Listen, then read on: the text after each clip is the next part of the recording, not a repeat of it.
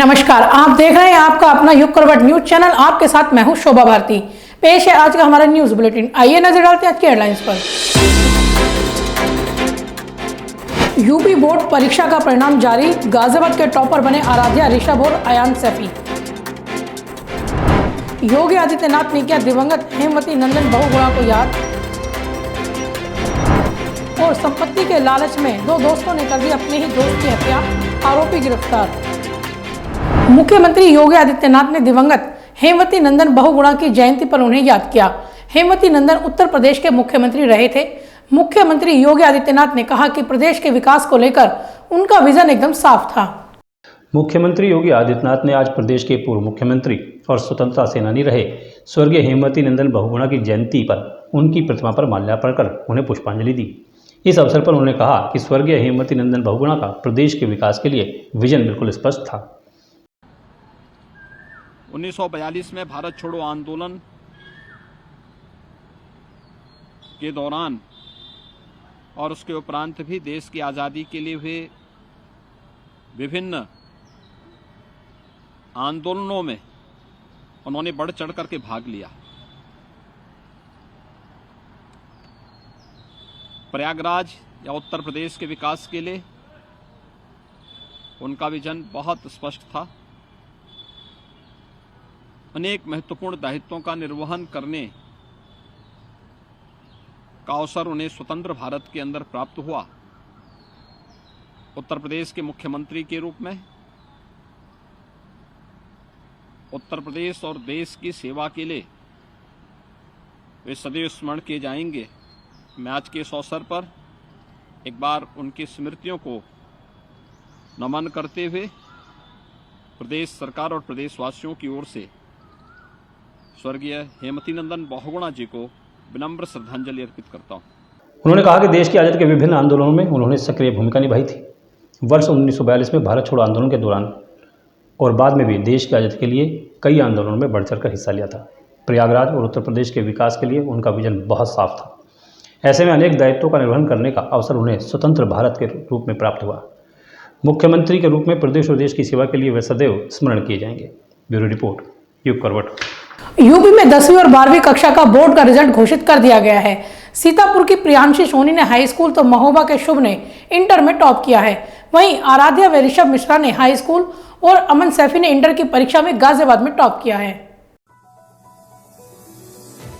UP board ने toppers की list जारी कर दी है, जिसमें सीतापुर की प्रियांशी सोनी ने हाई स्कूल में टॉप किया। प्रियांशी सीता बाल विद्या मंदिर इंटर कॉलेज महमूदाबाद की छात्रा है। 12वीं में ही महोबा के शुभ ने स्टेट टॉप किया है। वहीं गाजियाबाद से हाई स्कूल की परीक्षा में डॉक्टर केन मोदी स्कूल की आराध्या अग्रवाल और बीआरएस कॉन्वेंट स्कूल के ऋषभ मिश्रा ने 94% से अधिक अंक लाकर जिले में टॉप किया है। इंटर की परीक्षा में महर्षि दयानंद विद्यापीठ के छात्र अमन सैफी ने 95.60% अंकों के साथ जिले में टॉप किया है।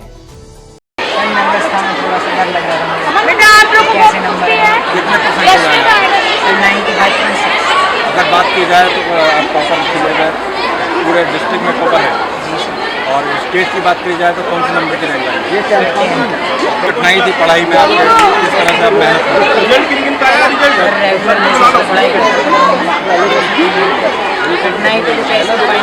बिना पुनर्परीक्षा वर्ष 2023 की हाई स्कूल और इंटरमीडिएट परीक्षा संपन्न कराकर 30 वर्ष का रिकॉर्ड तोड़ने के बाद यूपी बोर्ड ने अब परिणाम घोषित करने के मामले में पिछले 100 वर्षों का रिकॉर्ड तोड़ दिया है। बोर्ड के 100 वर्ष के इतिहास में इससे पहले कभी इतने कम समय में परिणाम घोषित नहीं किया जा सका है। पुराने रिकॉर्ड पर नजर डालें तो अब तक अप्रैल में सिर्फ 2 बार यूपी बोर्ड के नतीजे घोषित किए गए हैं। एक बार 2018 में 29 अप्रैल को तथा दूसरी बार 2019 में 27 अप्रैल को। ऐसे में यूपी बोर्ड ने इस बार 27 अप्रैल से पहले 25 अप्रैल को रिजल्ट घोषित कर एक और रिकॉर्ड स्थापित किया है। यूपी बोर्ड की कक्षा 10वीं और 12वीं की उत्तर पुस्तिकाओं को जांचने का कार्य 18 मार्च से शुरू हुआ था। कॉपियों के मूल्यांकन के लिए 1,43,933 परीक्षक लगे थे। OMR शीट पर पहली बार हुई हाई स्कूल की 20 अंकों की परीक्षा का मूल्यांकन परीक्षा के दौरान ही शुरू करा दिया गया था। उत्तर पुस्तिकाओं का मूल्यांकन का कार्य रिकॉर्ड तोड़ते हुए निर्धारित तारीख 1 अप्रैल से पहले ही यानी 31 मार्च को ही पूरा कर लिया गया था। रिकॉर्ड के संकेत पहली बार तय तिथि से एक दिन पहले संपन्न हुए मूल्यांकन से भी मिल गए थे। ब्यूरो रिपोर्ट, युग करवट न्यूज। गाजियाबाद में संपत्ति के लालच में दो दोस्तों ने ही दोस्त की हत्या कर दी। मरने वाले जगदीश अविवाहित थे और उनकी उम्र करीब 60 वर्ष थी। हत्या के 2 आरोपियों में से एक को गिरफ्तार कर लिया गया है। जिस दिन ये गायब हुए थे उस दिन 7/8 को धौलाना से इनके एटीएम से लगभग 80,000 रुपये विड्रॉल हुए थे। उसके विड्रॉल की ये ट्रांजैक्शन देखने के बाद हमने पीएनबी बैंक वालों से जो एटीएम में जो फुटेज होती है वो हमने मांगी, और जब फुटेज आई तो उसमें 2 संदिग्ध व्यक्ति हमको दिखाई दिए, जिसमें कि एक का नाम सोनू पता लगा और एक का नाम सोमवीर है। पूछताछ में पता लगा है कि जो सोनू है और सोमवीर है ये इनसे पहले से पूर्व में परिचित थे। उसके बाद जब हमने इनको पकड़ के इनसे पूछताछ करी तो इन्होंने बताया कि ये जो मृतक जगदीश है उसके साथ इन्होंने 7 तारीख को बैठ के शराब पी थी और इनमें कुछ बातचीत हो रही थी। सोनू ने मृतक से कुछ पैसे की डिमांड करी थी, जिसपे कि इनमें आपस में विवाद हो गया, और जो मृतक हैं उन्होंने कुछ इनसे कहा था कि इनको किसी महिला मित्र से इनको मिलवाया जाए, 2 दिन के लिए धौलाना में किसी महिला से मिलवाया जाए इनको, जिस बात पे इनका झगड़ा हो गया और सोनू और सोमवीर ने वहाँ पे बगल में पड़ी हुई ईंट से उनके सिर पर वार किया, जिससे उनकी मृत्यु हो गई। उसके बाद ही कपूरपुर के जंगल के पास किरणपाल सिंह का खेत है, उसके पास इन्होंने मट्टी खोद के उनकी डेड बॉडी को वहाँ पे गाड़ दिया। परसों इनकी निशानदेही पे उस डेड बॉडी को रिकवर कर लिया गया है और उसका पोस्टमार्टम कराया जा रहा है, और इसमें हम लोग ने यहाँ पे गुमशुदगी को अभियोग में पंजीकृत कर दिया। सोमवार को गाजियाबाद में भारतीय जनता पार्टी के कार्यकर्ताओं के बीच मारपीट हुई थी। इस घटना की गूंज लखनऊ से लेकर दिल्ली तक है। कार्यकर्ताओं के साथ हुए अन्याय की चर्चा चल निकली है।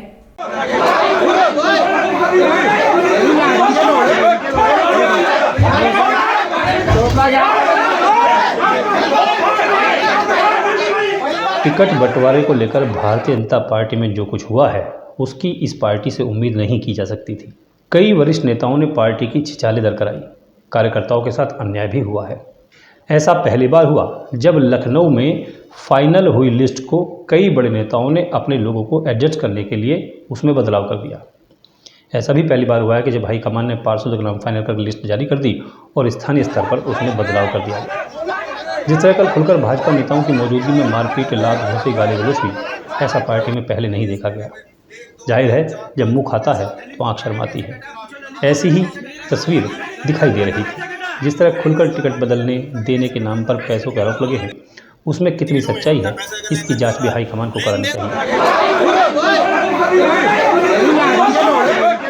वरिष्ठ कार्यकर्ताओं को नज़रअंदाज करके जिस तरह टिकट दिए गए हैं, जाहिर है ये जो चिंगारी लगी है आसानी से बुझने वाली नहीं है।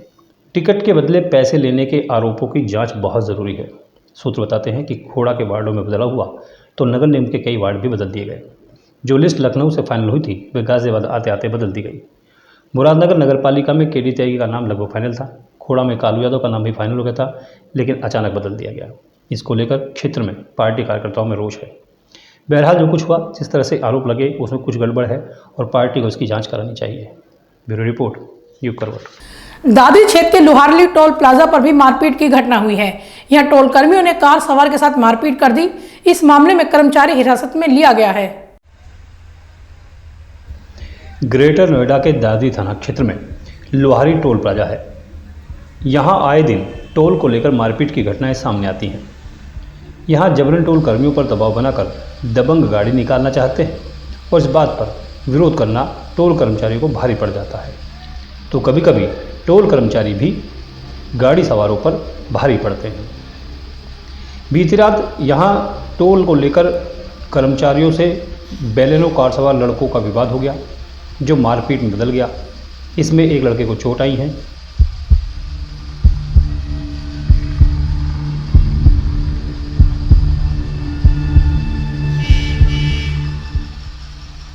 एक टोल कर्मी को पुलिस ने हिरासत में ले लिया है। सीसीटीवी में कैद टोल प्लाजा पर टोल कर्मियों और बेलेनो कार सवार 4-5 लड़कों के बीच मारपीट दर्ज हो गई। इस मारपीट में दनकौर निवासी अनस घायल हो गया। पुलिस के अनुसार देर रात बेलेनो कार से 4-5 लड़के नोएडा से सिकंदराबाद की ओर जा रहे थे। लोहारी टोल पर टोल देने को लेकर उनका विवाद हो गया। इसी बात को लेकर टोल कर्मियों ने बेलेनो कार सवार लड़कों के साथ हाथापाई की और मारपीट की। मौके पर पहुंची पुलिस ने घायल अनस का मेडिकल कराया और मारपीट में शामिल एक टोल कर्मी को हिरासत में ले लिया है। ब्यूरो रिपोर्ट, युग करवट। नगर निगम चुनाव के लिए आज नामांकन पत्रों की जांच शुरू हो गई है। इसी के साथ प्रत्याशियों की जानकारी भी सामने आ गई है। गाजियाबाद में 12 महिलाओं ने नामांकन किया है। इनमें से 9 के पास कोई राजनीतिक अनुभव नहीं है, 4 कामकाजी महिलाएं हैं और 8 गृहिणी हैं। गाजियाबाद नगर निगम में अब 12 प्रत्याशी मेयर सीट पर मैदान में हैं। भाजपा प्रत्याशी सुनीता दयाल के पास अल्टो कार है। कांग्रेस प्रत्याशी पुष्पा रावत के पास XUV है। समाजवादी पार्टी की पूनम यादव के पास खुद के नाम कोई वाहन नहीं है, लेकिन पति के नाम टाटा सफारी और पैजेरो हैं। सबसे अधिक धनी उम्मीदवार समाजवादी पार्टी की पूनम यादव हैं। उनकी चल संपत्ति करीब 21 करोड़ की है। सुनीता दयाल इस मामले में दूसरे नंबर पर हैं। उनके पास चल संपत्ति 5 करोड़ के आसपास की है। कांग्रेस प्रत्याशी पुष्पा रावत के पास करीब 2.5 करोड़ रुपए की चल संपत्ति है। बहुजन समाज पार्टी की प्रत्याशी निसारा खान के पास 1 करोड़ रुपए की संपत्ति है। भाजपा प्रत्याशी सुनीता दयाल के पास 250 ग्राम सोने के जेवर हैं। पुष्पा रावत के पास 22 तोला सोना है। बसपा प्रत्याशी निसार खान के पास 40 ग्राम सोना है और पूनम यादव के पास 10 तोले सोना है। बसपा प्रत्याशी निसारा खान 5वीं तक पढ़ी हैं। कांग्रेस प्रत्याशी पुष्पा रावत MA तक पढ़ी हैं। भाजपा की सुनीता दयाल भी स्नातक हैं और सपा की पूनम यादव 12वीं पास हैं। 12 में से 9 प्रत्याशियों ने अपने राजनीतिक अनुभव के कॉलम को खाली छोड़ दिया है, मतलब उनका कोई राजनीतिक बैकग्राउंड नहीं है। भाजपा की प्रत्याशी सुनीता दयाल भाजपा की प्रदेश उपाध्यक्ष हैं और पहले विधानसभा का उपचुनाव लड़ चुकी हैं। कांग्रेस प्रत्याशी पुष्पा रावत ने भी राजनीतिक अनुभव का कॉलम खाली छोड़ दिया है। सपा की पूनम यादव, बसपा की निसारा खान, आम आदमी पार्टी की जानकी बिष्ट, सुहेलदेव पार्टी की सविता यादव, AIMIM की शहनाज मलिक, सुभाषवादी समाजवादी पार्टी की प्रिया गुप्ता, निर्दलीय नीतू त्यागी और नीरज ने भी इस कॉलम को खाली छोड़ा है। 12 में से 8 प्रत्याशी ऐसी हैं जिनका बाहरी दुनिया से कोई ताल्लुक नहीं है, यानी वे राजनीति और व्यवसाय से दूर हैं। 4 प्रत्याशी अपना व्यवसाय करती हैं या जॉब करती हैं। पुष्पा रावत SBN ग्रुप की चेयरपर्सन हैं। जानकी बिष्ट एक कंपनी में काम करती हैं। प्रिया गुप्ता भी निजी कंपनी में काम करती हैं। भाजपा प्रत्याशी सुनीता दयाल गृहिणी हैं। इसके अलावा पूनम यादव, निसारा खान, सविता यादव भी गृहिणी बताती हैं। ब्यूरो रिपोर्ट, युग करवट। दिल्ली में 54 लाख से अधिक वाहनों का रजिस्ट्रेशन कैंसिल कर दिया गया है। अब पुराने हो चुके 100 वाहन प्रतिदिन स्क्रैप में भेजे जा रहे हैं। दिल्ली में वाहनों की संख्या में 35% तक कमी आई है। वर्ष 2018 में सुप्रीम कोर्ट ने दिल्ली में 10 और 15 साल से अधिक पुराने डीजल और पेट्रोल के वाहनों पर प्रतिबंध लगा दिया था। इसमें कहा गया था कि आदेश का उल्लंघन करने वाले वाहनों को जब्त कर लिया जाएगा। नेशनल ग्रीन ट्रिब्यूनल ने 2014 में 15 साल से अधिक पुराने वाहनों को सार्वजनिक स्थानों पर पार्क करने पर रोक लगा दी थी। आंकड़ों के अनुसार दक्षिण दिल्ली भाग 1 में सबसे अधिक वाहनों का पंजीकरण रद्द किया गया है। 27 मार्च तक कुल 9,285 तिपहिया, 25,167 कैब रोक दी गई हैं।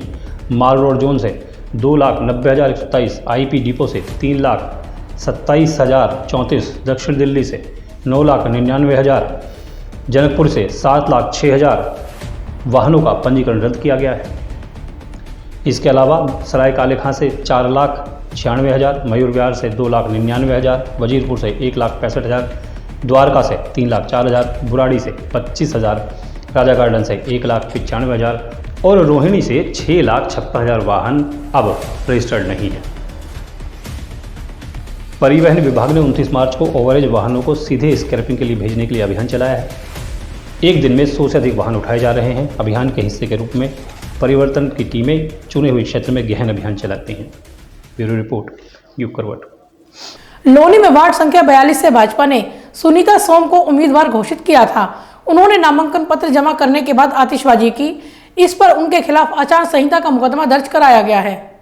आज थाना लोनी बॉर्डर के अंतर्गत जहां नामांकन प्रक्रिया वर्धमान सरस्वती शिशु मंदिर के पास चल रही थी, उसी दौरान एक सभासद प्रत्याशी के द्वारा आतिशबाजी किया गया, जिससे कि माहौल काफ़ी उत्तेजक हो गया और उस पर पुलिस द्वारा तुरंत एक्शन लिया गया और इसमें आदर्श आचार संहिता के उल्लंघन में अभियोग पंजीकृत कर आवश्यक विधिक कार्रवाई की। तो आज के लिए बस इतना ही। गाजियाबाद और देश विदेश की खबरों के लिए देखते रहिए युग करवट और पढ़िए आपका अपना युग करवट न्यूज़पेपर। युग करवट चैनल को लाइक करें, सब्सक्राइब करें और कमेंट जरूर करें। आपके कमेंट हमारे लिए महत्वपूर्ण है। नमस्कार।